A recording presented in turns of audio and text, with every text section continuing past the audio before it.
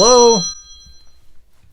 Nicholas, it's Cynthia. I need your help, man. I need you to help me right now. I got arrested and I'm downtown and the police have me here and they gave me an attorney and I really need your help, man.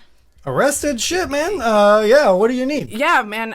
Man, this is such a crazy situation, Nicholas. They said the attorney needs $2,000 right away for him to help me and get me in bail. He's standing right here, and I need your help, man.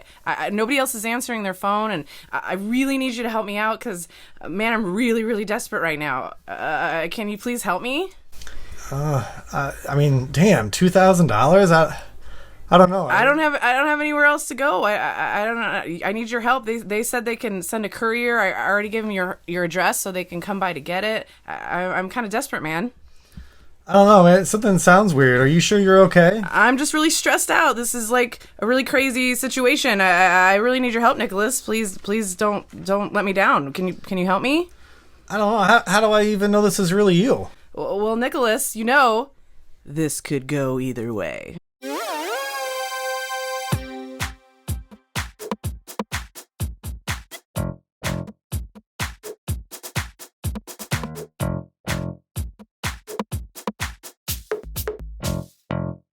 All right, welcome back. I'm Nicholas Wilson, of course, again. Cynthia Calori here. Hello, welcome We have another back. guest with us. Yeah. Big Steve, say hello. How you guys doing out there? All right. We're lucky to have another guest. I'm sure it's going to be just as good as last time. So, Cynthia, we're going to be talking about scams. We're talking about scams. Scammers. Yeah. Motherfuckers. Dude. Is what we're talking Yeah, about. so- Yeah, fucking people over. Obviously, this one's really hitting home for Nick. He's very upset. Just in general. I mean, it really is. For scammers, like, just people being dishonest in general is fucking bullshit. Being dicks. Yeah. Yeah, so I know you reached out, right? Yeah, so thank you to some of the listeners because I put out a video on our Instagram and that also bleeds into my personal Facebook. And I'm not going to name anybody specifically, but I did have some comments. I'm like, hey, if you have any ideas for, or you want to give us any stories of, being scammed. I had one friend that's like, anytime you pool tips or going into business with your family. Thank you for that one. Another good one. Does getting involved with my children's mother count as a scam? Again, thank you to the listeners for some of those.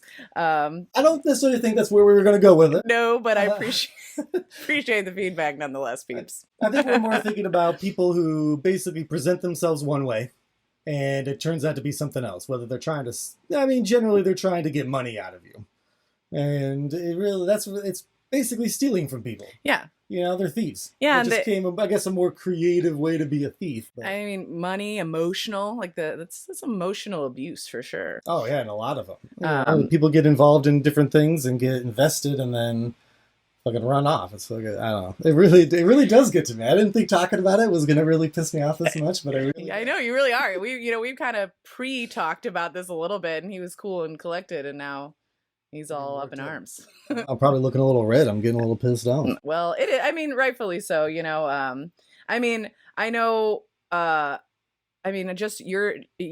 Big Steve's on here because he's going to be contributing today. Do you have anything you'd like to say just in general?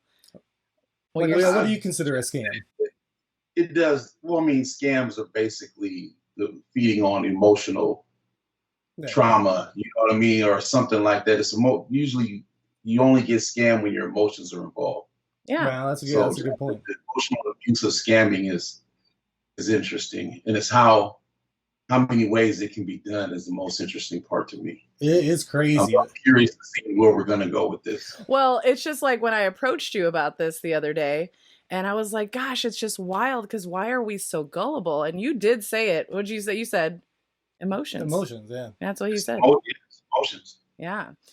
Scamming, the one I'm supposed to talk about was purely emotions. It was pandemic situation, stuck in the house. We're on top of each other. It was an emotional decision we made, and they got us. Yeah. They got us good. So yeah, mine was, which I'll talk about here in a second, is a sense of urgency. Right. Like, what's going on? And they caught me off. Yeah, that's definitely emotional. It's just a different version of it. Mm-hmm. Like the fear of like, oh shit. But I like your story you were mentioning. Oh, that's a good one. It's a good one. It didn't happen to me directly, but we'll talk. We'll talk about that I one. just wanted to go over a couple of things, like, because there's some people are more familiar. I'm sure everybody knows somebody that's been scammed if they haven't been scammed themselves. I mean, some of them are a little bit bigger and get more famous, like Elizabeth Holmes and Thanos, Billy McFarland, the Fire Festival, which I just called the Fry Festival earlier. I'm gonna own my mistake. And then what else is it, like? Bernie Madoff and Ponzi schemes, and then Gypsy Rose, and like that was all about pulling on people's emotions and getting something. Yeah, that's a really the Munchausen syndrome by proxy. That's messed up. And then what is it? Then you have the stuff like Imposter. The Imposter that he made me watch. Ooh. And that's a crazy story. If you haven't, by the way, we're gonna put like this in the comments too for folks to like if you want to give any feedback or share your opinion about any of these. Oh yeah, please do. And we'll put the names of some of these documentaries about these scammers. So if you haven't watched them, we highly recommend to. And I would say, really quick, the overall goal of this, and Big Steve, hopefully you can agree, it's like to just have a little bit of healthy paranoia.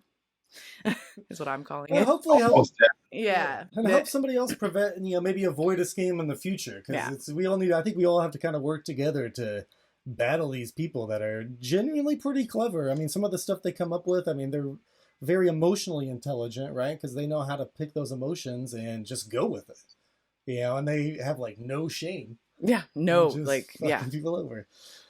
So, all right. Well, do you want to start with your story? Yeah, I'll start. I'm the one that I'll be the most vulnerable here. So, I had a bank scam. So I got a text from, and it was the same text that I'd received from California Bank and Trust. Hopefully, I'm cool with naming this.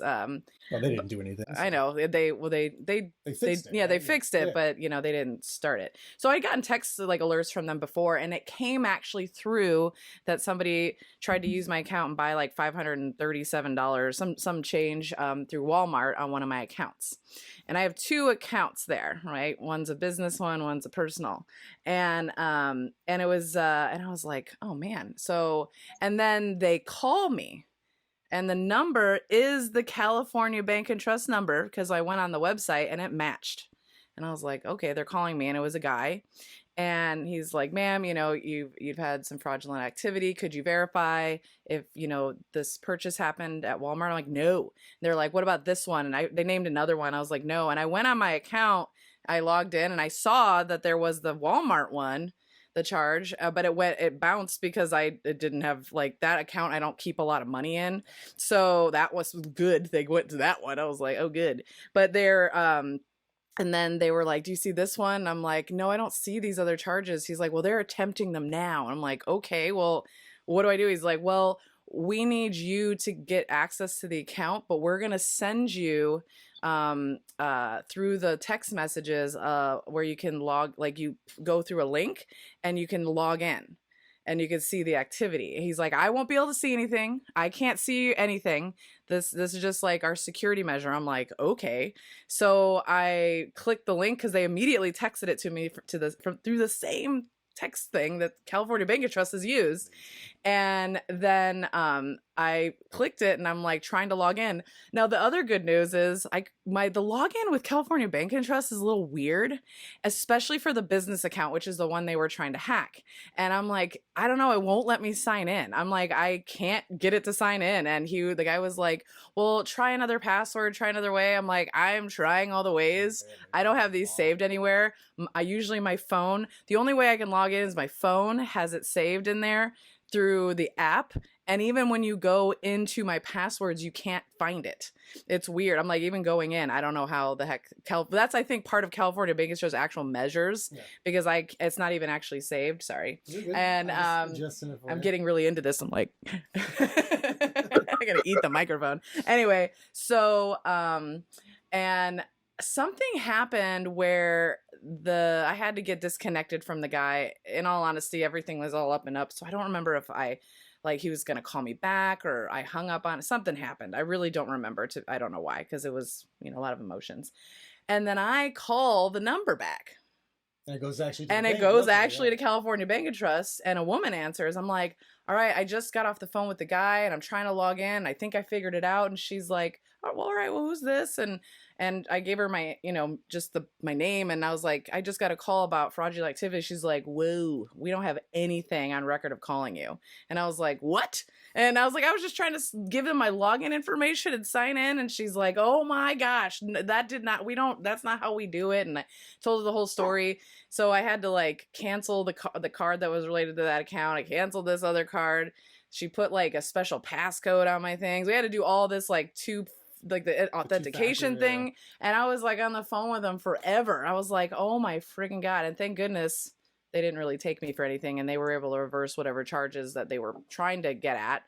And I was like, oh my gosh, I feel like such an idiot. But I was telling the lady, I'm like, it was the exact same text message I've gotten alerts from before. It was coming through that. Sophisticated. Yeah. And it was also the same number that's on the number I just called. This is the number they called from. I sent her screenshots of stuff to the bank, like they asked me to. But I was like, thank goodness. Like, you got lucky, right? That you were able to stop it. Yeah, you called it back. Yeah. So so that's what happened to me. I mean, it was a little scary and it took up a ton of time and it was super frustrating. And now I know a good rule of thumb, I guess, if your bank calls you saying all that, hang up and then call the actual bank number on the website, because apparently they can hack that stuff to make it look like it's coming through. Yeah, it's called spoofing. I got spoofed. You can actually get a app on your phone to do that. We used to do that years ago. Oh man! So you can on the app on your phone, you could call somebody and you can say, what number do you want to call from? And you put the number in the app and then it calls you from that number, but it's actually your phone. That's wild. That's so easy. Really creepy. That it's so easy.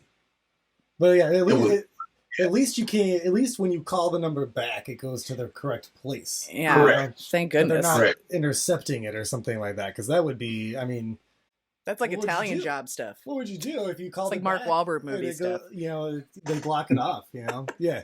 Well, I'm glad you didn't. I mean, I'm glad you were able to stop it. Yeah, I got lucky because I had to hang up again, I don't remember even why we hung up or how I hung up or if I accidentally hung up on the guy. I don't know what exactly happened, but because I had to call back. Right. And that screwed up their whole plan to take me for everything I had. Yeah, you got lucky. Oh, man. That's just crazy. Anyway, that's what happened to me.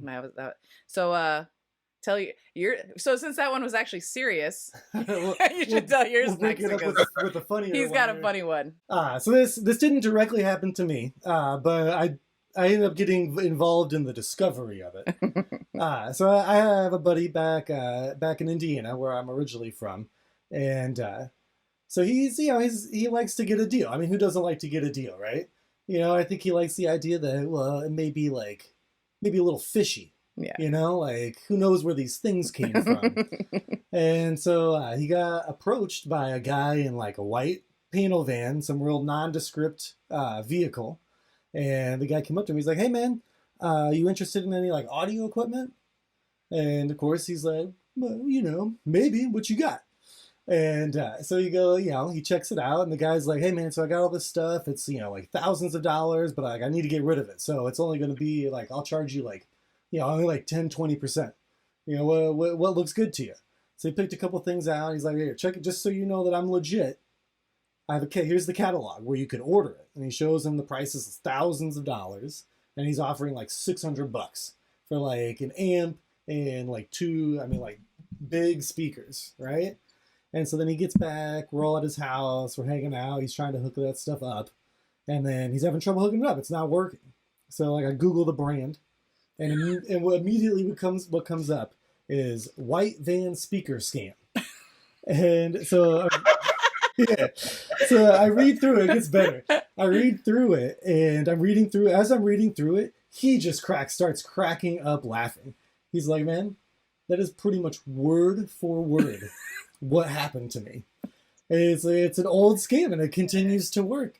And like another one of my friends, he's like, oh, it actually happened to him twice. Oh my God, yes. And then it almost happened to another friend of ours, and then my buddy, another friend himself, he had heard of it happening so many times. A guy approached him And then he was excited because he was like, oh, I can't wait to talk to this guy, because he knew it was a scam, but he just wanted to hear the guy's spiel and just kind of like experience it. Yeah. Yeah, it's yeah. So they get that, but they get that, right? It's all like, again, it's about emotion, right? Like, Yeah. I'm glad you mentioned that, because that's really is a good tie-in for all of this. He was excited. You know, he thought he was going to get that deal. Like, he thought he was going to get something, got excited about it, and then got way less excited. When he realized he'd been duped. Oh, yeah. Yeah, I think. So, I mean, scams, we've been, a lot of people have tried to scam us a lot of different kind of ways, right? I kind of look at it like a phobia. So I have a certain phobia to a certain insect. I don't like telling people because then they use it against me, right? But certain, it's not spiders either. But I've been in physical altercations with pit bulls, wasn't scared, right? People, the police, whatever. This one instinct brings the girl out in me. Hey, hey. And I think that's how, well, I'm not offended. It's fine. Saying makes me sensitive. It's different things that can trigger us emotionally, right? So you guys have there's a lot of financial scams that would never happen. I don't think would ever happen with me, right? Mine was on something else.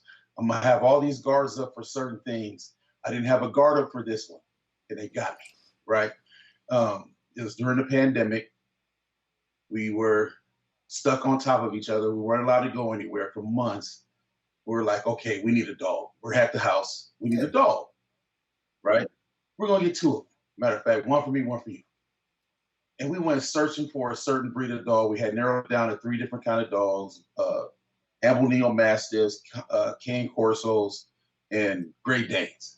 Great Danes, great dogs. Decided to go with Great Danes. Great dogs. Went to a website for a breeder because there wasn't any breeders in California with puppies.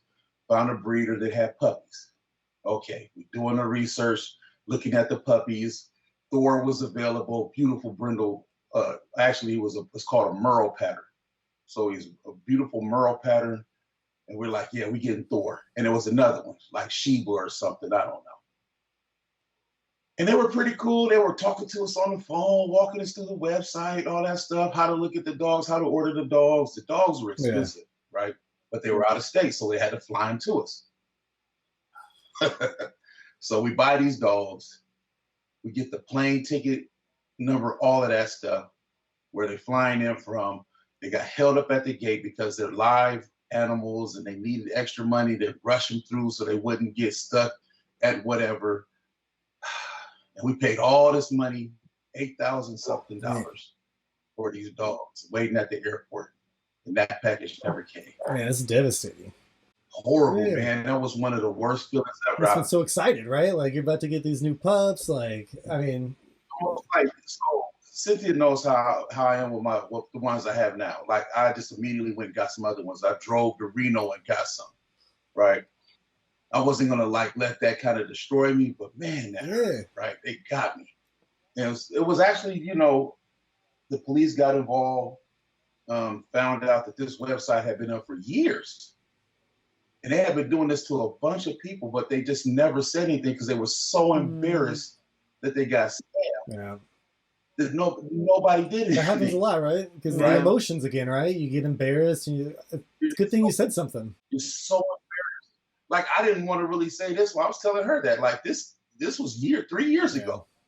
Right. And it still kind of hurts, right? If I ever. Well, I want to say thank you for sharing, because I know it's vulnerable. It takes a lot of courage. But the thing is, like, when we even started talking about scams as a potential topic, I honestly would have never even thought about dog breeders, because I'd never even heard of that happening to somebody. I really never had. And of all the people I've met and, all the years, I was like, oh my gosh, that's some people got to be on the lookout too as well. Like, oh my goodness, that's awful. And look out for everything. So the investigation that they did, I guess they've had hundreds of thousands of dollars they scammed from people with that one website, because they found their their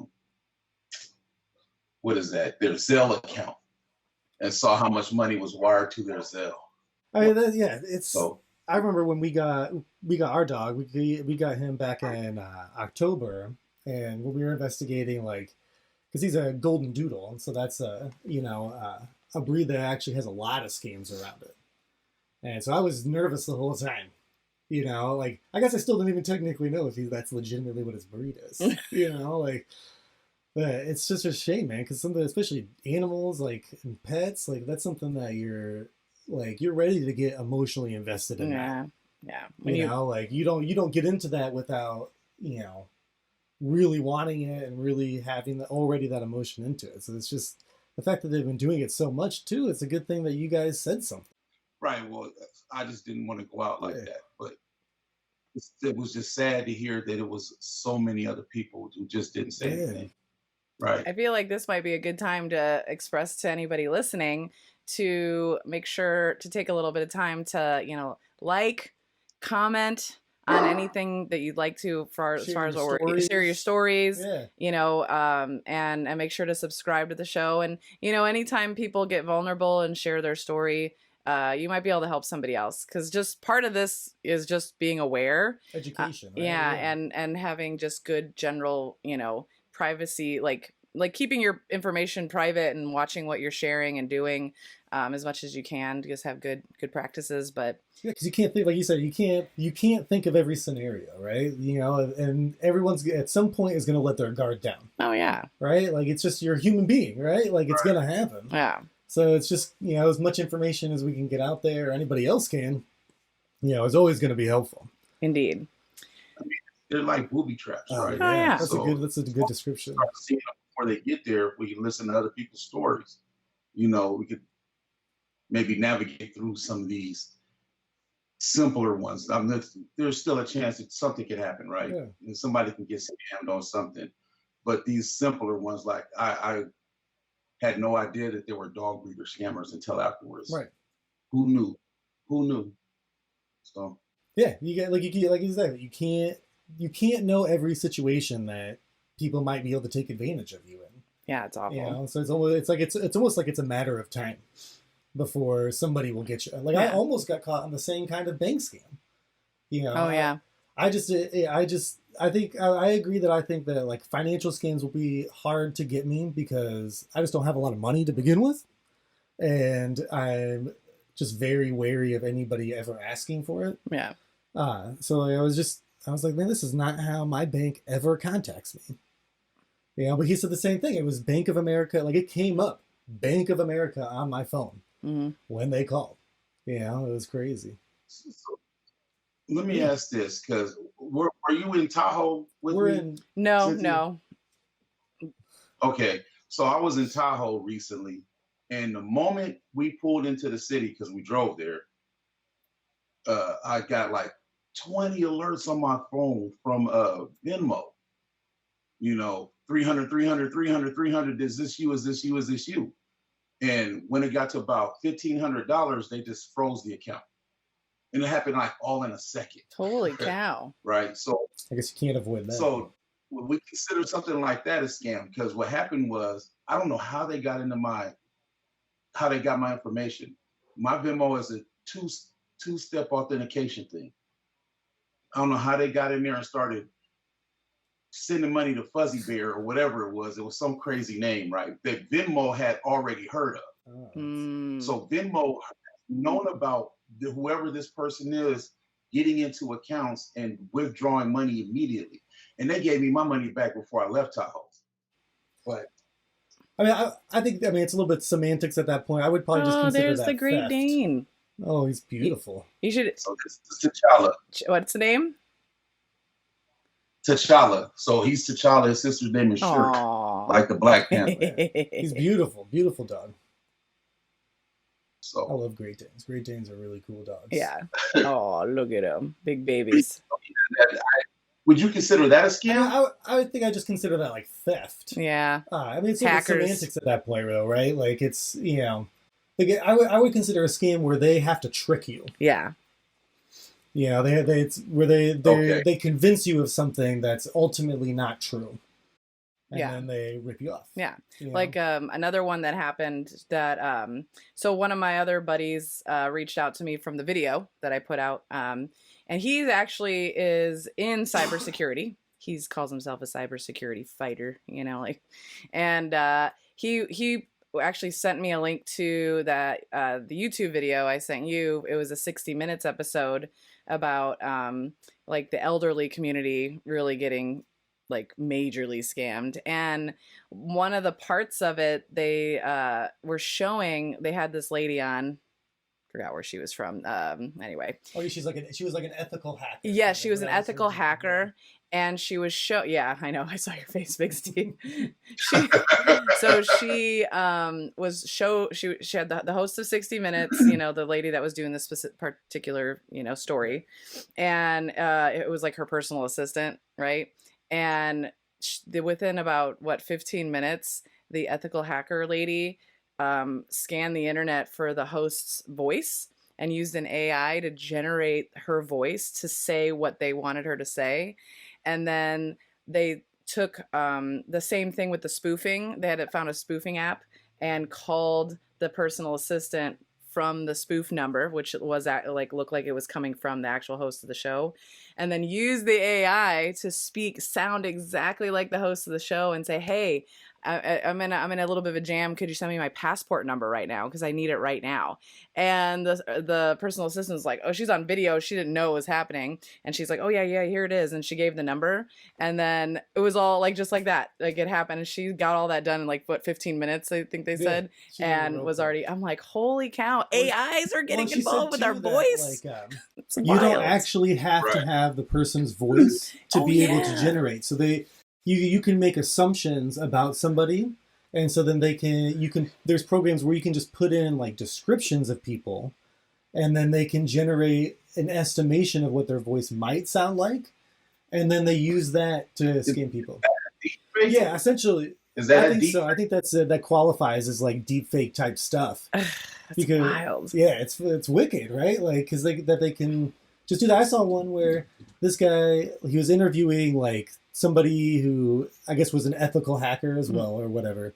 And so he's showing him how you can do this. And so he spoofed with the guy next to him. He spoofed his phone number, called the guy's mom, pretending to be him, and got his mom to like either give her social security number or his social security number to him. And he's just like, "Hey, Ma, I mean, like, I this is real urgent. Like, I need you to give me," I think it was his social security number. "Do you have my social security number? I forgot it. I need it right now." And she's like, "Oh yeah, it's no problem," and just gave it to him. And they don't even really sound that much alike, you know. And it's that urgency, right, and that emotion that she was just like, "Oh no, okay, well here you go," and there it was. And they showed it how easy it was to just do it for anybody, you know. Yeah, that's scary for sure. I mean. And the other really messed up thing was on the same 60 Minutes, when they were showing what part of it with the elderly like community getting taken advantage of. One of them was the lady got scammed for like $30,000 because somebody was calling pretending to be like her grandson or something like that, or nephew. I forgot which one it was. Yeah. And they're like, "Oh, you know, I've been arrested. I need the bail money. But please don't call my parents because I don't want them to know." I think it was because I think he kept saying grandma. He's like, "So and grandma, I need the bail, and plus like I have an attorney here, and he's right next to me, and you can talk to him, and we need to get the money." And again, the grandmother just started like said she'd send the money, but what they did is like a courier came to the house. The attorney was like, the attorney was like, "Oh, well, we're going to send a courier to your home to pick up the money. So just go to the bank, get the cash, and make sure to, be ready with it." The courier showed up. Now, thank goodness this grandma had the Ring or something. She had the video camera at the house, and they caught the woman that was the courier. Right. And they didn't catch her. Well, they didn't catch her. They caught her on camera, I meant. Right. But this is the moral of what we're getting to, is that once they all said and done, they figured out grandma got scammed and they looked into it. That was their only lead. Right. And they, that person fled the country, and she was tied to all left the country. I'm like, holy crap. I'm like, that's so scary because there's no recourse. Oh yeah, nothing you can do. So the only time you can have any recourse is if the scam happened in the U.S. and they're still in the U.S. It's pretty much it. I mean, maybe in a country like Europe or something, not country like a continent, a European country or somewhere where we have really close ties that's willing to extradite them, but they still have to find them. They still have to find them, and yeah, it's scary. Oh, do y'all remember the one that was coming out of? I think it was coming out of Africa somewhere. Oh, the Nigerian where prince. they would call you and they would tell you that they needed help with some money that they had a bunch of money, but you needed to send a money order to them, and then they would put the money in your account. They need the U.S. money order. We actually both knew the guy, but I know the guy. He was real early in that scam. He had to be one of like the first people. It wouldn't surprise me if he was the first. He wanted he saw the chance to. They're like, all right. They're like, my money's tied up. I'm royalty in Africa. My money's tied up for like whatever reason. But if you send me these like postal money orders, then I can unlock my money. And once I do that, I'll send you like 10 times what you sent me. Right. And so he went to the post office to get the postal money orders, and then he said that like cops came out and were like, nope, we're not going to sell this to you. This is a scam. They're scamming you. Do not buy these. We will not let you buy these. And then he told us about it, like right after it happened. And I was not super surprised he got scammed. No, I'm sure he's been scammed since.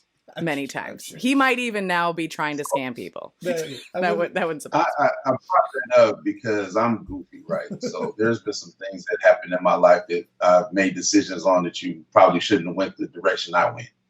So I had that happen to me. They contacted me through email, let me know everything that was going on, and I knew it wasn't real. So I just played back. Good.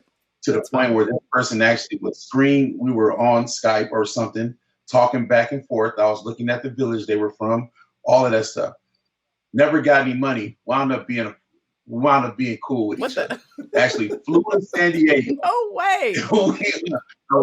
I hung out with the dude, and then he told me what was really going on, that his village is on a list to get a well. So a lot of these remote villages need water, and they had to get on a list to get a well. And to get prioritized, you need to have money. Are you sure he wasn't just scamming you again? No, because Did you give him money? I think that's legit. I helped him up with the guy from BYU. So BYU had come up with a hand drill. It's a machine that you can put together by hand, and it's hand powered, and you can drill down into the earth and get water. And so they were $25,000 a piece. So I connected him with the guy in BYU. They went out there. They got pictures of them setting the village and then teaching those people how to set those wells up. Right. So now they have a little business doing that. So you converted a scammer. Yeah. Oh wow. Well, so like I said, I played along with it. So I can't be whatever. I don't know how you want to say it, but it wound up, like I said, he was doing it for that. And you said BYU. What's that? I don't know what that is. What is it? Brigham Young. University. It's like the biggest college it's in Utah. Oh, okay. Thank you. I just wanted to clarify for the listeners. I knew already. Yeah. Brigham Young. It's a big Mormon. Brigham Young was like the second after Joseph Smith. Okay, cool. A little Mormon history. Yeah. So I mean, but that brings up, I think, an interesting point, though. That I mean, I was really talking a lot of terrible things about scammers, but I mean, a fair amount of them are probably people just in desperate situations. Yeah. That I think obviously people in America are seen as, I think a lot of times, as just all being rich, and so that we have money to spare.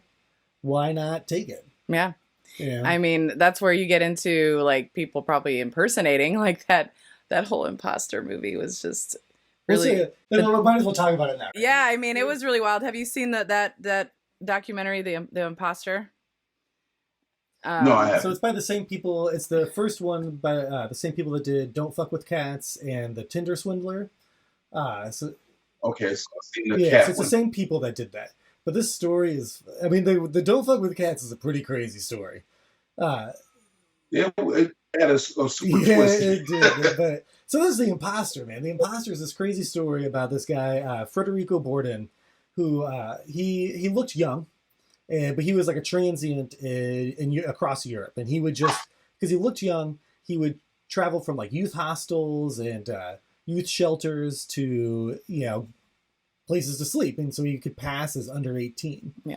And so apparently, one of the places he was at, he was in the office, and the main guy left. And so then there was like a book of missing kids. And so he found a name of some kid in the U.S. No, what he had done, he started. Yeah, I just watched it. So he decided to call in like as himself, and he called the police in Spain. He was in Spain at the time, and said, "Oh, there's a kid. He's lost. He's got no ID." And he gets scooped up by the police, but he didn't say anything. And in Spain, when a kid doesn't talk and has no ID, they're forced to have to put him in like a children's home, and that's where he was trying to get to, just to have another place to sleep. Because he knew what to do. Yeah, but then he found himself in that opportunity, so he started calling around. He started calling collect all over the United States to all these. He kept finding all the missing kids, but specifically in the United States, and he kept calling. And finally, like because of what he was saying every time he was speaking to somebody, just because he kept like randomly saying, like descriptions of a kid. Finally, when he called in Texas, they were like, "Hey, that might match this. We think we know who you're talking about. Hold on." And then they ended up like faxing to the children's home he was at, because he was again in this room alone for apparently hours, but For whatever. some reason, they left the kid Yeah, alone. I know. So, and then, and he found that he got the picture, and he decided to like, try to look like him. And then it turned out that they alerted everybody, and the FBI and the parents, the sister, and they all decided to go over to Spain to get him. But that's where the real crazy part, I think, begins. Yeah. Is because the family, they just like he doesn't really look that much like the kid. Not at all. And The kid was blonde hair, blue eyes. This dude had like a freaking 5 o'clock shadow. Yeah, and he was supposed to be like 16, I think. I think the he had kid black originally hair. had brown eyes, and this guy had blue eyes, or whatever. He had a different color eye. Yeah, than the actual kid had blue eyes, the real one, Nicholas, and Frederick He said they had brown. injected his eye Yeah, with they dye, were. Yeah, they were saying he's and then made up forced all. him to speak French so that he developed a French accent. And the FBI believed him. Yeah. Yeah, and the family took him in, and they fought against him. Like when people came around and started to question if he was really that kid, they hardcore fought against him. Yes, like big time. Like And I don't wanna- deny. They wouldn't even like give DNA samples to try to prove it. Like with the mom refused. She like threw herself to the Mhm, ground yeah. at one point. Yeah, but Like, what gave the guy away was the private investigator just happened to like catch like a glimpse of him when he was getting interviewed for like a news show, and the real picture, and he noticed the ears looked different. And this was back in the late 90s, before everything got really cool with CSI. So apparently you found people by their ears, but he said they're very much like a fingerprint. Yeah. That there is no way in hell that you can have a completely different ear, 4 years difference, Yeah. And he was able to Photoshop and look at the two ears, totally different. And that's what started the whole process. And then we don't want to give too much away because it's worth watching. it is, trust me, So there's some more twists and Yeah. turns in that documentary. it gets wild. It But the is wild. craziest thing was like they believed wholeheartedly it was him. And it's back to the emotion. Right? Yeah. Like they were just so desperate. I mean, the kid had been missing for like 12 years. No, it was like Wasn't it? 4. It was about 4. 4 years. All right, 4 years. It was like All right. 4 years. It's been a while since I've watched it. I It's clearly okay. don't remember It's good I watched it. that many details. I would have given a very. And this is on what platform? Where did you watch it on? What platform? Wait a minute, say that again. What platform? Oh, is that movie so on? Nick, you should tell them about the app you told me about. That's how I found it. Oh, there's an app called Just Watch. You can type anything into, and it'll tell you what platform it's on. But what did you watch it on? I watched it on Tubi, Tubi, the app Tubi. It was free. But, Oh yeah, perfect. Yeah, it's on It's a Tubi. crazy tale. I mean, it's one of my all-time favorite documentaries, just because it's such a wild. It was really a wild. trip. Yeah, so we definitely recommend that for people impersonating I don't want to just talk about documentaries, but I do want to mention.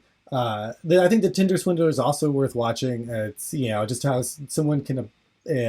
He just pretended to be somebody he wasn't and got a bunch of women to give him money for years.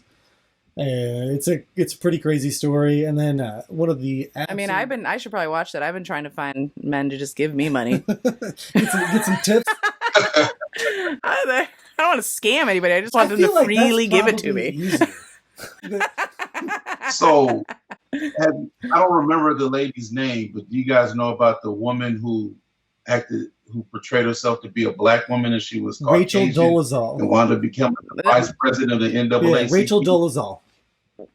I feel like I don't know about this. Tell me more. Her story is ridiculous, but it's also sad. Like, she hated her parents so much that she was like, I can't be white. And that's she's got some issues. Yeah, obviously. And some trauma that turned her into like thinking that she could change races. Yeah, but she was like, I identify as black. Well, she kind of did, and she wound up being the vice president of the NAACP. Yeah, the local chapter. I think it was like the Washington or Seattle chapter or something. Yeah, she curled her hair up and she curled her hair, changed her skin color. Dude, she played it up. Nobody was questioning it. I don't even remember how she got caught. Holy! I don't remember how she got caught either. She denied it for a while. But I saw a documentary on her too, and it was just like her story is. I mean, she was just like regularly abused by her parents, and so were all her adopted siblings, and I think a lot of her adopted siblings were black, and so she just decided to identify with them, or something. I don't know. It's definitely through trauma. She felt that this was her way out of whatever that trauma she experienced. It's wild. I hadn't heard that one. I hadn't heard about that one. That's wild. Yeah. I will say one of the things that popped in my head, as we've been researching and looking into all this, it just reminds me of RDF. And RDF is the reality distortion field that Steve Jobs was actually, he supposedly the creator of it. But I feel like it's basically where either you to yourself or you to others can totally wholeheartedly convince them that something is real that clearly isn't, and you move forward with it and just take action, and despite the evidence of it being completely the opposite, or it seems to be, that you get either manipulated in, or you totally yourself have manipulated yourself to believe it to be true. That it just that they don't see it any other way. Wasn't it a Nazi propagandist that said a lie told often enough becomes the truth? Yeah. That's so that's what it just made me think of. And I always joke with one of my friends that I'm like, hey, you're trying to do that RDF thing to me. Stop it. But yeah, it's kind of scary that you can really, really, really either convince yourself well, first of all, you really have to convince yourself something's real before somebody else, before you can probably even manipulate some of these other people like they do. So like these stories, these things that get, like, your imagination has got to be pretty keen to even come up with some of this elaborate stuff. Well, what could these people do if they focused it on something more productive for society? I know. It's awful. They're not unintelligent people. No. A lot of these schemes are very sophisticated. IQ and EQ. Even more so EQ, because that's patience. It's the long game for them, right? Like they're going to talk to you. They're going to do whatever it takes. I just want to mention one more documentary. Yes, go. Please, go for it. It's our show. We can do whatever we want. There's one called The Puppet Master. Oh yeah, see, tell me about this one, because you've been talking about this one. Have you heard of The Puppet Master, Big Steve? I believe I have. I'm not. The short of it is, this guy manipulates these young 20, early late teens. They're I think they're in college, but manipulates them and is able to convince them that they're on the run from the Irish Republican Army back when during the Troubles back in Northern Ireland, and he convinces one of them to stay on the run basically for 10 years. And so I'm going to link an article from her where she talks about her experience, but Yeah, 10 years. 10 years that she thought she was on the run. She thought she was at risk of being murdered, basically. Oh, wow. And it was by chance, really, that she got freed because it had to do with somebody else this person was scamming. And it's a wild tale. Gosh, it's so crazy. It's like, I mean, on some level, it sucks big time. Obviously, any of this has ever happened to anybody ever, but it's like, it's good to hear these stories just to keep yourself aware. You know, it sucks somebody else had to go through that, but I'm like, holy cow! Like, I find it a tough balance though, because it's, you know, you want to believe in humanity, in people and humanity, right? I do. But at the same time, it's like you can't trust anybody, and so I think sometimes it's a hard balance to not be like, I can't trust anybody, and I want to trust everybody. You know, it can be, I don't know. I think it can sometimes be a hard balance to, you know, keep yourself on your toes, because you don't, like, who wants to live like that all the time? Nobody. Right? You know, you gotta. Yeah, I don't know. Do you have anything you want to add, Big Steve? Oh, I think I was sharing with Cynthia a guilty pleasure of mine. It's on YouTube, and it's the guy who scams the scammers. Oh yeah, there's also a good Reddit called Scam Baiters, where they give tips on doing that. Oh, cool. Go for it. Tell us more. This gentleman will, like, what he does. He has, I don't know how he hacks into whatever these scam sites are in India, and he can hack into their cameras and see the scammers at their desks making the phone calls, and that tells them, you know, they're trying to scam him, and he's talking to them like he doesn't know what's going on, and then he tells the woman her real name. Oh yeah. It tells her where she lives or where their address is or where they're at. Oh shit! Start crowding around her, and she's freaking out, like, "Who are you?" And it's just, how's it feel, motherfucker? You're right. So it's like I said, it's a guilty pleasure. I meant to link something to you, but I hadn't got a chance to. But hey, yeah, you can, once we post the show, for sure. Make sure to put it on there. In the comments. Yeah, put it in the comments. Pretty cool. They're fun. Well, that just reminds me of the one you sent me that your wife watches. Oh yeah, the catfishers. It's called catfishing. Is it catfish or catfishing? Hold on, I was just watching it. But it's catfishing. Have you seen that one? Well, it's sad though. Some of it. I know MTV had a show. Catfished. It's catfished. Yeah. It's a sad one though, because I feel for these people. Like they're for the most part, these are lonely people. Yeah. That are just looking for some sort of emotional connection. Yeah. And you know, they get tricked. It's, you know, younger people younger than them. Yeah. Attractive people, and it's like, oh man, this person's interested in me. You know, and so then they start just handing out cash. I know. It's like, I mean, what were you gonna say? No, go ahead. Go ahead. Anti-tail. Do you remember that story? The Charger? No. No. Wow, the Charger, he was drafted by I guess he played for, was it Notre Dame? Oh yeah, the Hawaiian kid. Hawaiian, yeah. Yeah, can tell that story. I know about it, but tell that one, yeah. So he was drafted by the Chargers, played for Notre Dame. Good looking kid. I know I'm going to get the story messed up, but he had a girlfriend. I'll help you. He had a girlfriend when he was in Hawaii. I guess the girlfriend was here in the States, and they communicated online, and they dated online. They had never met. And so I guess the day his grandmother died, she died. And he was jacked up and sad and tore up behind this. But then I don't know who investigated and found out that he was catfished, that he never had a girlfriend. And it kind of almost seemed like it ruined his career. Well, what happened, the girlfriend was actually a guy pretending to be a woman. Right. That was obsessed with him, right? Oh, yeah. And because the guy that was pretending to be a woman, so when he was on the documentary, he was already like kind of a woman. Sorry, was he trying? He was trying, he was trying to be one. Yeah, and but when they were interviewing sorry, I again, it was very strange because he wasn't trying that hard. I mean, I think he still had a 5 o'clock shadow, but the point was, he started feeling bad for what he was doing to the football player, right, the victim here, because they knew what they were doing was not right, but they were so in love with them and obsessed. That's why they decided to kill themselves off to try to protect them, even though it like ended up being more devastating. So it was, yeah, just really, really It was bizarre. super Like, sad. I mean, the dude, it's so he was bizarre. either Hawaiian or Samoan. They drafted him almost to take Junior Seau's place, right? And so Yeah. they had a real big.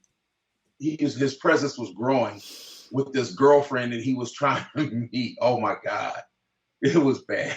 Yeah, it was And bad. it He almost felt, seemed like his career just ended after that. well, that and like, yeah, it really did. And then, you That's a know, lot of it. That's a lot of attention, right? That, as a football player, and then I mean, like we said, like you said before, these games can be really embarrassing. Oh And yeah, so to have all that attention all the time, I mean, he was probably constantly made fun of. yeah. You know, like And I how do you imagine- escape it until you just disappear when you're like when you're a celebrity and you get scammed.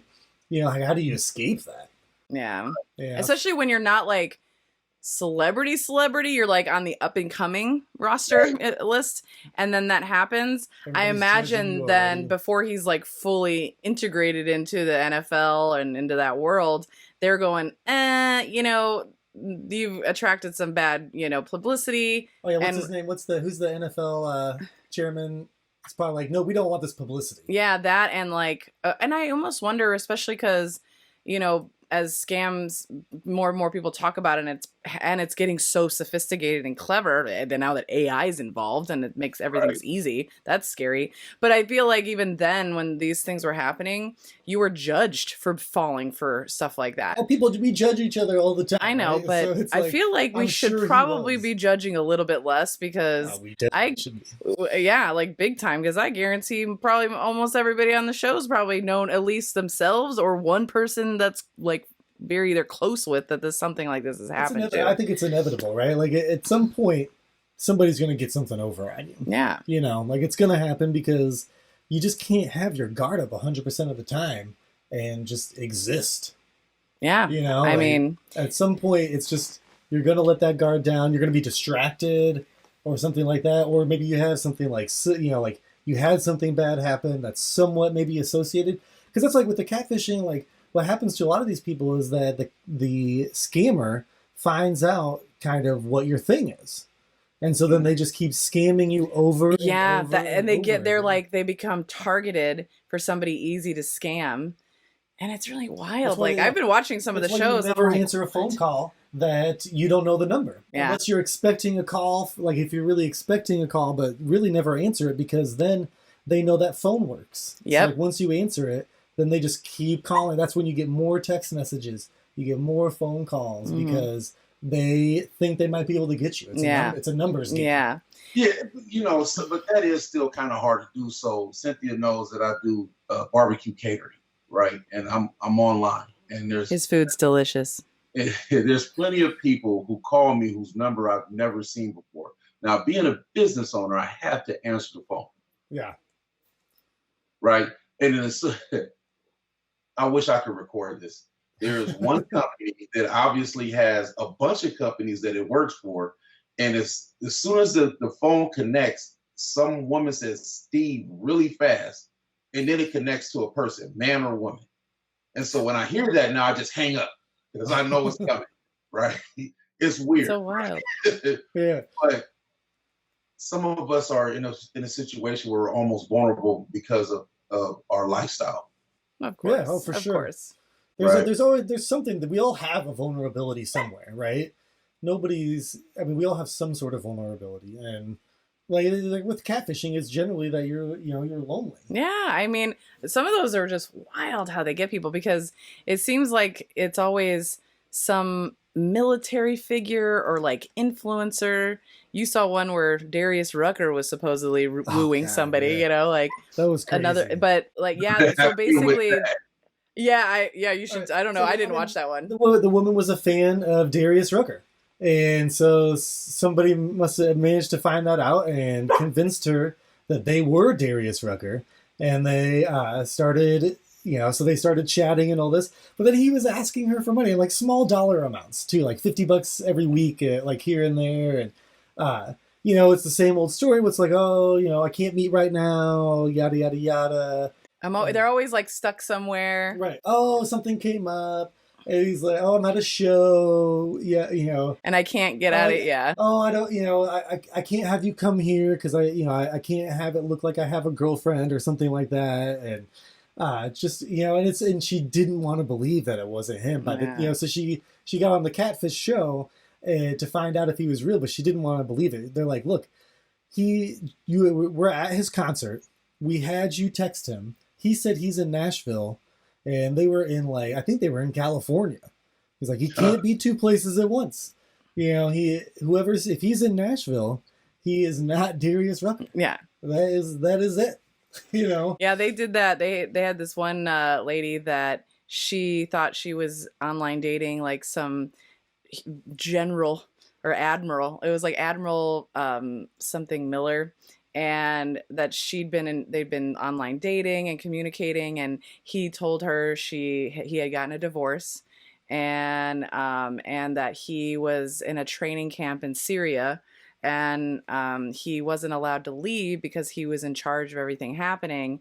And because he was in Syria and like this training that's super top secret, they weren't letting him have access to like his bank accounts. But what was really messed up is that these catfish people gave her access to his bank. So they made up this whole website that looked and acted like a bank website where it showed that he had $92,000 in this account and then $100,000. He's like, I have the money. I'm even giving you all my logins.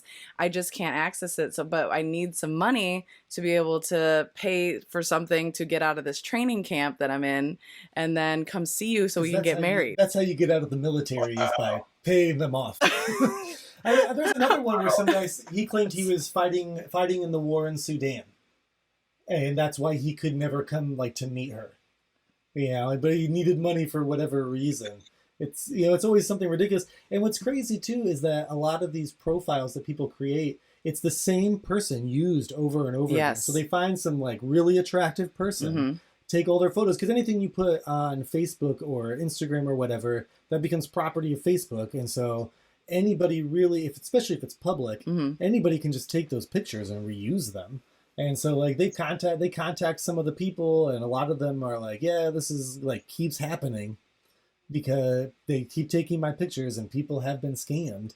And some of them are even aware of it, that their image is being used to scam people. Oh yeah, that was the other one that they did where there was a bunch of there's been a bunch, but this one I thought was also kind of a mind fuck, because the lady thought she was dating this influencer guy, right? He's a real influencer in Instagram and all the things, and she basically was in communication with him and gave him money for something, and then supposedly the real version of that real influencer got in touch with her, going, "Hey, that other guy is a scammer. Don't talk to him." And then they ended up hitting it off. So she's like, oh, now I'm actually with the real influencer guy. And then, of course, eventually, so basically, did he turn out to be fake too? Then he was clearly fake as well. And then when the catfish company, the program people, they're like, have you ever looked at his actual Instagram account and everything? Because he's a really well-known figure in the LGBTQ community. Oh man! And she's like, no, I asked him if he was gay, and he said he wasn't. Why does everyone keep asking me that?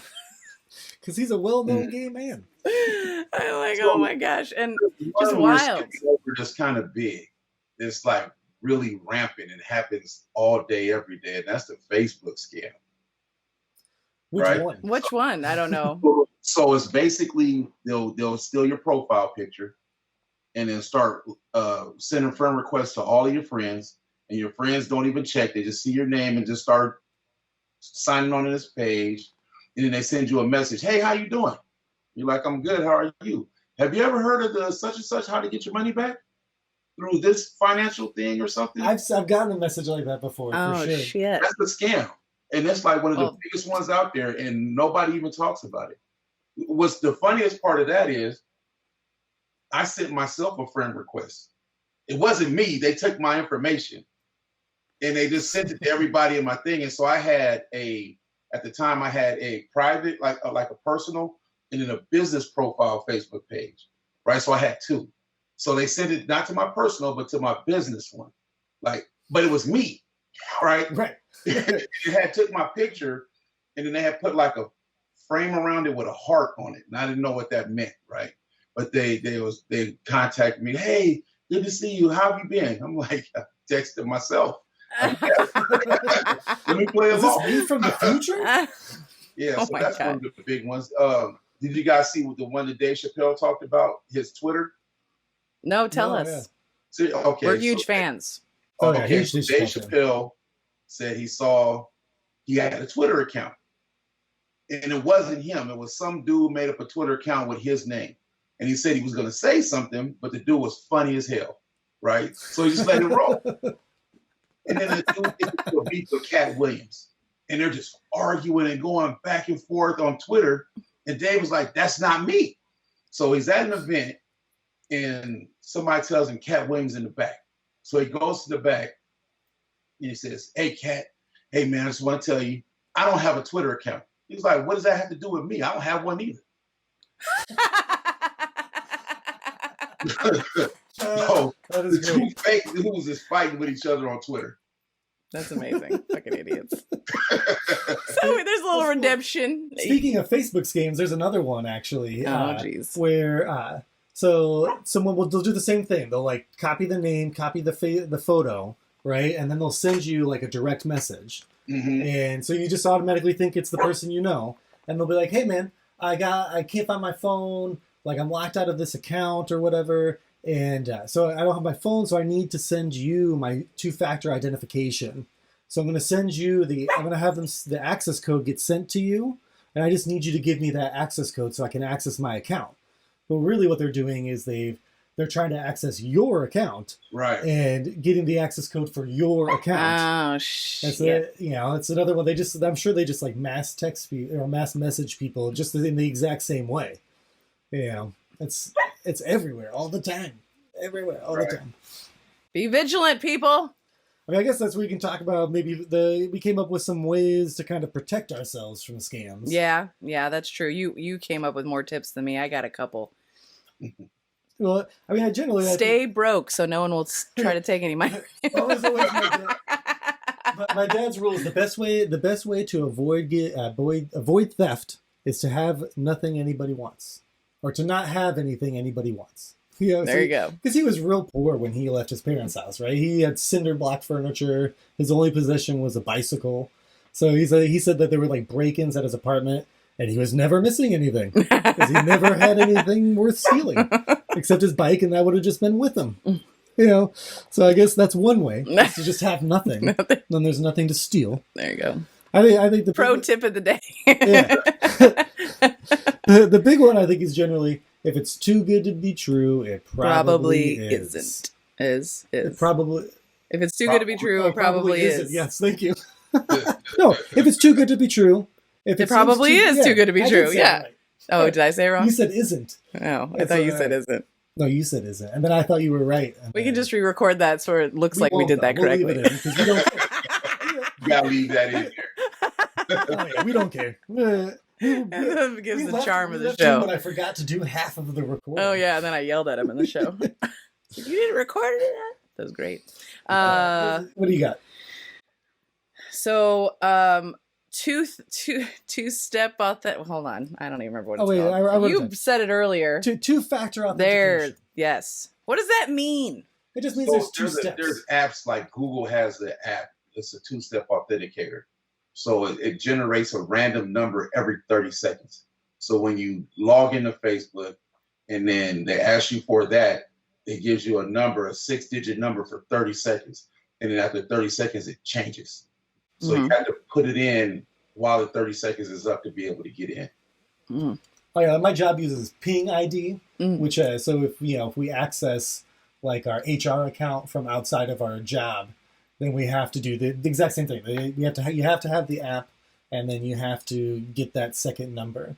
And like iPhones, a lot of all your Apple products will do that. Like if you have if you're logging into a new device, you have to verify it on another device. So that's two-factor Right, 'cause authentication. You enter your password. Yeah, that's true. Okay. And then it requires another authentication after your password. So that way, if somebody guesses your password, you're not totally fucked. Okay, got it. All right. That's the tip. I think what for like IRS calls or the bank calls, like a lot of times your bank's really not ever going to call you, and if they do, they're going to announce they're going to announce why they're calling. Yeah, right away. IRS doesn't call you. I know somebody that I stopped them from getting scammed. They're like, I got a call from the IRS, man. They said that I owe this money. I was like, no, you didn't. You did not get a call from the IRS. They do not call you. They'll send you letters, like certified letters and shit like that. Or they'll just take the shit out of your bank account. Or they'll just take it right out of your bank account. And they're calling you. They're not going to. We're just going to take your money. That's the type of access we have. Yeah, they're not going to bother paying somebody to call. They do that. Scam is on business people a lot. So because your business is registered with the state of California, they can look your name up and then they'll call you and say that they're the state and you have to pay your. Oh, like they're the FTB or something? Yes. And that might be a little different because the franchise tax board. Well, they send letters too. They send letters. Yeah, they operate like the IRS as well. They won't call you, but trust me, I fielded a ton of calls from them. You're late on your payment. I'm like, what payment? It was done last month. So yeah, that's wild. So basically, don't. And if you do get a call, call them back. Yeah, hang up. That's basically the general rule with banks and IRS. And anytime anybody calls you asking for money, even if it's somebody you know, hang up and call them back. Because if they spoof the number, like we were talking about before, then you can call the number back and it will be the correct person. So even if it's like mom, dad, best sister, friend, whatever, you say, well, hold on, I'm going to call you back. And then you call them back, and then that's how you verify. Or if it's a bail situation, you call the police. Yeah. They'll have record of the arrest. Like, did this motherfucker get arrested? Yeah. Call saying this person needs to be bailed out. Is that true? Yeah, seriously. Yeah. Verify. It's basically the 2-step, right? Like, you got the call, you think it's true, then you follow up and make sure you get real verification that it's true. All right, what else you got? I don't know. You have all the lists. I didn't. I wrote tips right here, and then I just listened to everything you said. Didn't write anything down. I was like, we didn't talk a lot about like the wire fraud and Ponzi schemes. I guess we could touch on that a little bit. Like, so that was like Elizabeth Holmes, Billy McFarland, this is stuff that you would. So what constitutes wire fraud? Like, how did they get charged with that? So that wire fraud is if you're taking money through like bank transfers and you've lied about what they're paying for. Oh. So like, Elizabeth Holmes said she had this device that would do these blood tests off a drop of blood, but it didn't exist. Yeah, they never Since it didn't exist, and just like the Fire Festival, he didn't actually have a plan to put this, real plan to put this together. There was no real Fire Festival. So then it becomes wire fraud. Because all these people sent money for something that never existed. Got it. All right. For that? They did, yeah. Have you watched the documentary for? There's 2 of them. I've watched both of them. One's way better than the other. Ja Rule does not sit well in my book anymore, man. Yeah. And he got off scot-free. He was like totally. It should have been implicated in all that. It should have with the Jenner that was involved. And so actually the reason now on Instagram that you have to indicate if you're being paid is because of the Fire Festival. I believe it. And it was one of the Jenners, had made a post about it, and that generated a whole bunch of buzz because she's got like millions of followers or whatever. And so she got sued for it. And that's now why you have to say on all social media that, this is a paid advertisement. Yeah, for this thing that I'm saying. And it's not too different from a Ponzi scheme, because a Ponzi scheme, it's just the back end of a Ponzi. So a Ponzi scheme is when somebody is selling something that essentially doesn't really exist, and then they just keep selling it over and over again, right? So they sell it to more people to pay back the original investors. And they're always skimming off the top, of course, because that's how they make money. But it's a stupid plan because it will always eventually implode on itself, because eventually there'll be too many people in the world, or there won't be enough people in the world to pay back all the investors that you have, if you ever got that far. And so it's just stacking on itself. Named after a guy, Charles Ponzi. Mm-hmm. He wasn't the first, but he's who got named for, and he was selling like foreign treasury notes or something like that, and then they just didn't exist. And so then he just kept getting more people and piling it on. So I guess with that, it's just you got to be careful. And if the investment seems too good to be true, because they're Bernie Madoff too, they were offering these crazy returns like 50% returns over year over year or whatever. And so then people, that's how you get taken. And when you have this great opportunity, you think, and then nope, it's not nearly at all what you think it is. It's too bad. Did you guys hear about Paul Pierce is the basketball player? Retired from the Celtics? Mm-mm. Okay. So there's a bunch of celebrities. I'm trying to look it up. There's a digital coin that they were promoting and having a whole bunch of people pay money into. And then once it gained, I guess, some traction, they took all their money out. So that's not a Ponzi scheme, but that's still probably considered the wire fraud. I think it's like insider trading. Oh, I think it's insider trading. I may be wrong, but I think it's insider trading. When you do it that way, you can have the coin. Like they had all these celebrities backing this coin, so a bunch of people dumped a whole bunch of money into it, which makes the coin gain value. Yeah. Right. And then once it reaches to a certain point, and when they snatch all their money out, then the coin drops in value immediately. Where it's called like a pump. I think it's called like a pump and dump. Isn't that happened with the GameStop or whatever? That was with GameStop too, with the stock. Yeah. So I think it's called like a pump and dump. So you pump it up. Yeah, you pump it up and then you take all your money and it crashes. But I believe the crime is insider. Pump and dump. Yeah, I think that's what it's called. Okay. Yeah. This is supposed to be a kid-friendly show, Nick. Jesus Christ. It's a double. We're not sponsored by Pornhub, I promise. It's like a little double entendre for you there with the scams, right? FTX, I think, kind of crashed similarly, even though that wasn't a coin, that was an exchange. That was an exchange, yeah. Yeah. I don't know about that one. They got a bunch of celebrity backers to get a bunch of investment in it, and then I can't remember exactly how it happened, but I think Bankman-Fried took his money out. I don't know exactly how it all played out. I'd have to actually look that one up. If you are listening and you know about it, feel free to comment with the story so we can fill in our listeners. I think crypto as a whole is basically a scam. Like, it doesn't really function as a currency. So the idea that you're buying currency, it's not backed by anything. It's all like made up. It's funny that's how they want it, but these people who were scammed by these celebrities are now trying to get the government involved to help them get their money back. When you're involved with the whole thing in the first place, because you don't want any government involvement. You don't want any regulations. You don't want it all the way until something happens, and now nobody crying for help. Right. Nobody wants the government until they want the government. Yeah. Like that's how it goes. Like, but the crypto, like at this point, I mean, it's supposed to be super secure, but they were able to recover sometimes, like when there were those hacks at like hospitals and stuff like that, and then they demanded Bitcoin. But then they were able to recover some of the Bitcoin. So it's not even, the blockchain isn't even as anonymous as they try to claim that it is. And then with exchanges, like how you have to get your money in and out, that basically ruins all the anonymous aspect of it. So everything that they tried to claim that cryptocurrency is and does for people, a lot of it is kind of BS in my opinion. I mean, I think you can think of some examples where it functions well.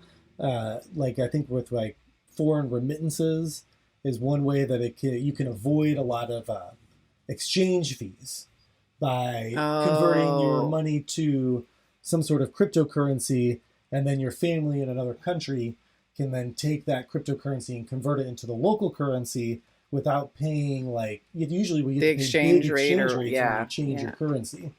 Well, eventually they'll get on that shit, I'm sure, because countries are going to want their money. Visa's in that market now where you don't even have to exchange it into your own currency. You can just swipe your Visa card and spend it wherever.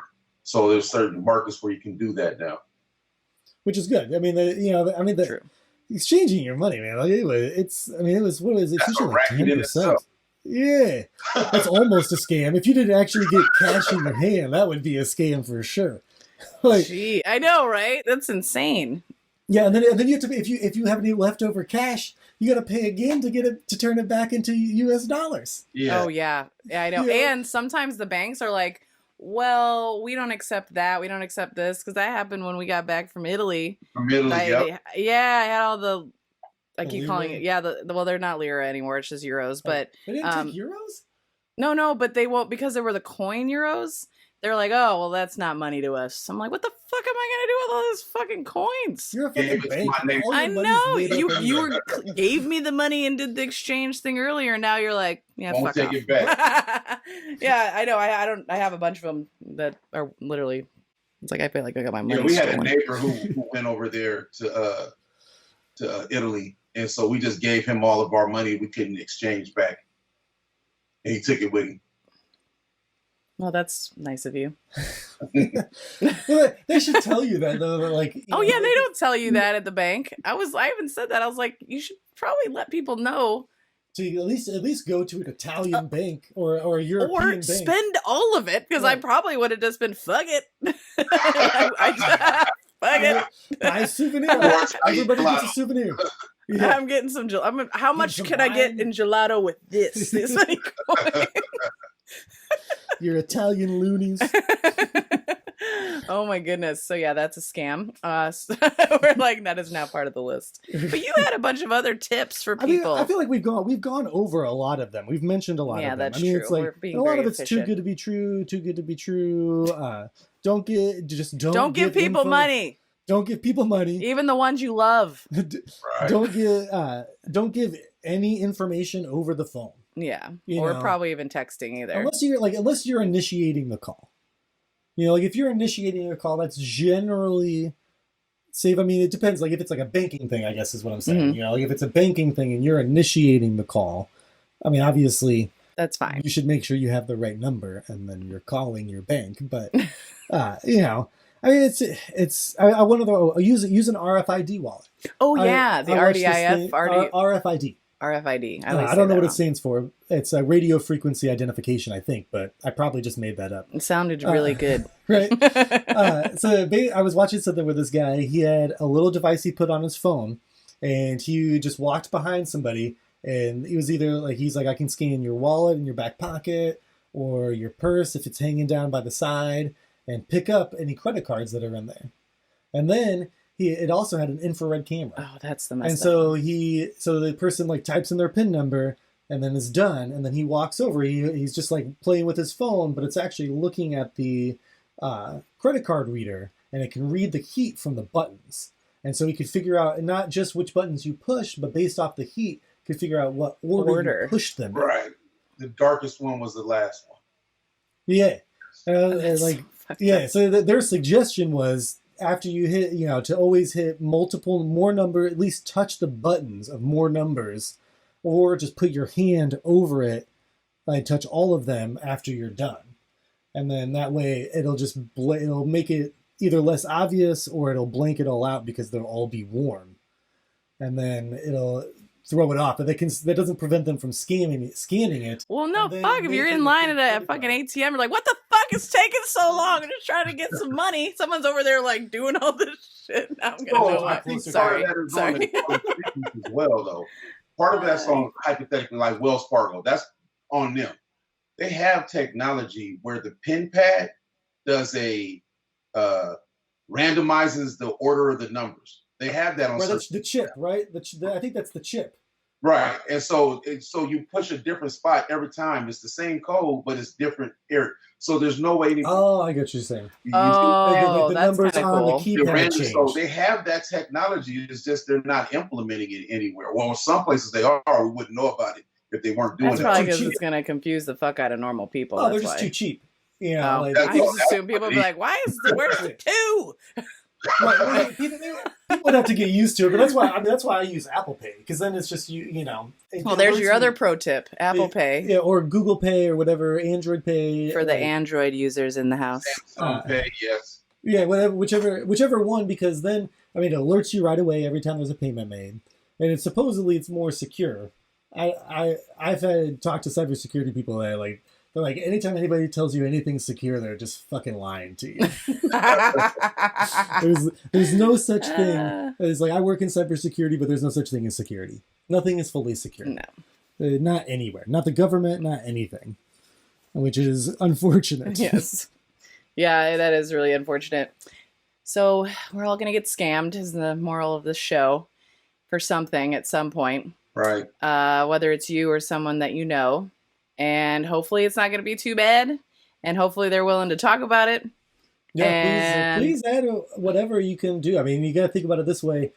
Anything you add might prevent even just one person from losing thousands of dollars. If you can prevent that and prevent it from going to the hands of somebody who doesn't deserve it, you've done something good. Yeah. All right, well, I think that's probably a good place to wrap it up. Do you have any closing remarks, Big Steve? This was real interesting. It almost went either way. Nice. Well, I appreciate you joining us. Joining us for the whole show. I really appreciate a lot of what you had to say. Yeah. Yeah, you were excellent. I'm really glad this is the one that you ended up being on. This is great. I didn't, it just all worked out beautifully. So that was awesome. And you contributed a bunch of great stuff that I didn't know either. That's great. Yay. All right. Well, yeah, you know me and my yays. So thank you again, Big Steve. And again, I'm Cynthia Calori. Oh, I'm Nicholas Wilson. And then we don't want to forget our, the regular YouTube stuff. Please like and subscribe and comment below and all the regular old stuff. That apparently makes a big difference in, your how awesome. How awesome we become. So, but truly, we do appreciate the comments and the more people you tell about it, and subscribing so because our goal is twice a month with our schedules to get stuff out to you guys. And then if you want to be a guest or we like having guests. Yes. So feel reach free out. to reach out. Yeah. All right. Cool. Till next time. Yeah. Don't get scammed. Stay safe, everybody. Bye. Bye.